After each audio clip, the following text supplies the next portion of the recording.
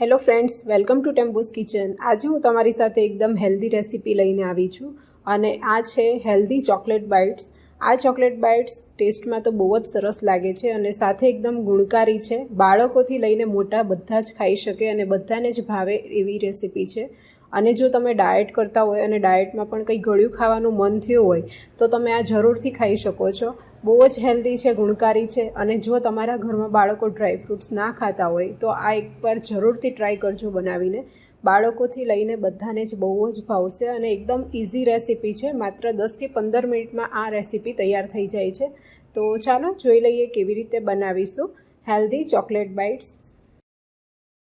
તો chocolate bytes બનાવવા માટે આપણે ઇન્ગ્રીડિયન્ટ્સ જોઈ લઈશું. તો મેં અહીંયા 1 કપ બદામ લીધી છે, 1/4 કપ જેટલા અખરોટ લીધા છે, અડધો કપ મેં અહીંયા ખજૂર લીધી છે, 1 ટેબલ સ્પૂન દ્રાક્ષ લીધી છે અને 1 ટેબલ સ્પૂન મેં અહીંયા ડાર્ક કોકો પાવડર લીધો છે. કોકો પાવડર આપણે આ હેલ્ધી બાઇટ્સ બનાવવાના છે, એમાં થોડો ચોકલેટી ફ્લેવર આપશે જેથી છોકરાઓને તો બહુ જ ભાવશે.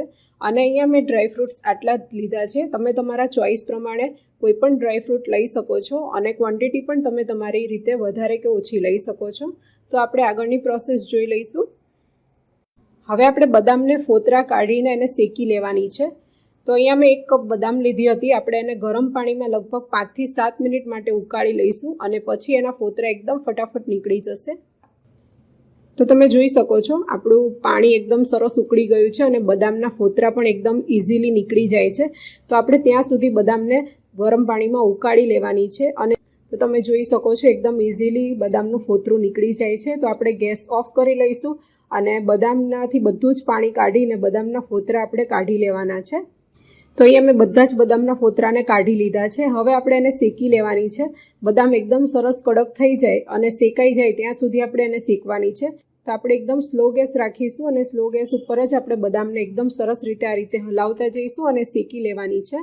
તો અહીંયા જોઈ શકો છો કે બદામ એકદમ સરસ શેકાઈ ગઈ છે અને ઉપરથી થોડો કલર પણ લાલ જેવો થઈ ગયો છે. તો હવે આપણે ગેસ ઓફ કરી લઈશું અને બદામને એકદમ સરસ ઠંડી થઈ જવા દેશું અને પછી આપણે આગળની પ્રોસેસ જોઈ લઈશું.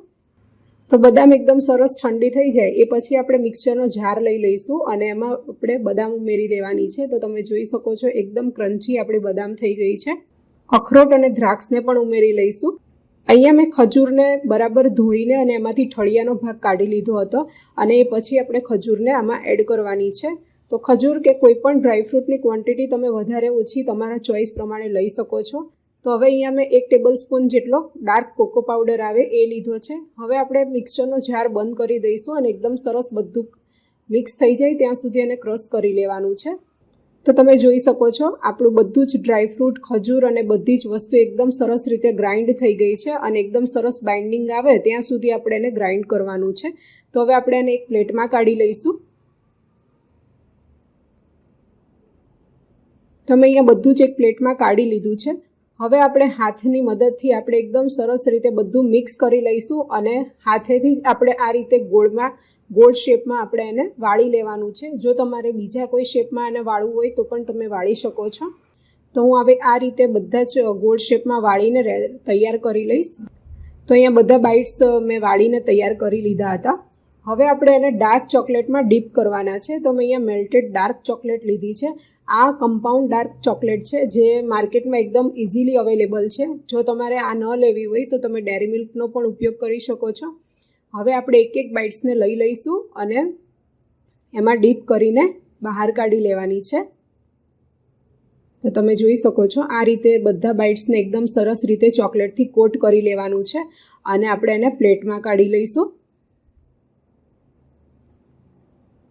તો હું આ રીતે બધા જ બાઇટ્સને ચોકલેટમાં એકદમ સરસ રીતે ડીપ કરી લઈશ અને આપણે એને પ્લેટમાં કાઢી લેવાનું છે.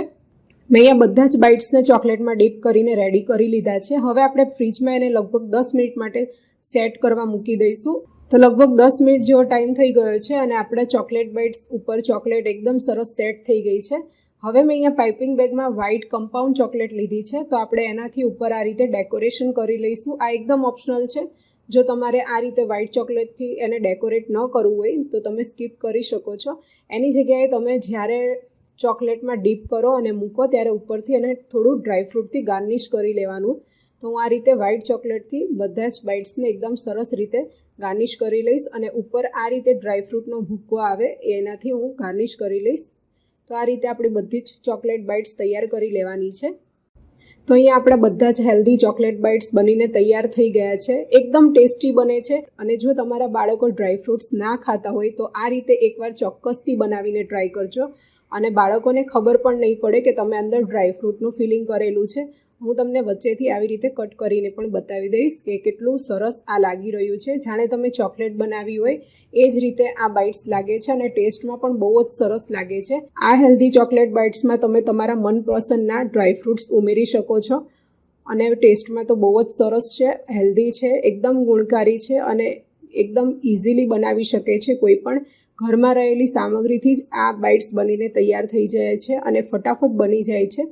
તો આ હેલ્ધી બાઇટ્સની રેસીપી તમે ઘરે જરૂરથી ટ્રાય કરજો અને રેસીપી કેવી લાગી એ કમેન્ટ કરીને જરૂરથી જણાવજો. જો રેસીપી સારી લાગી હોય તો પ્લીઝ લાઇક અને શેર જરૂરથી કરજો અને આવી જ નવી નવી રેસીપી જોવા માટે મારી ચેનલને સબસ્ક્રાઈબ કરી દેજો અને બાજુમાં આપેલા બેલ આઇકન પર ક્લિક કરી દેજો જેથી તમને મારી દરેક રેસીપી વિશેની નોટિફિકેશન સૌથી પહેલાં મળે. તો ફરીથી મળીશું એક નવી રેસીપી સાથે. ત્યાં સુધી આવજો. Thank you for watching my video.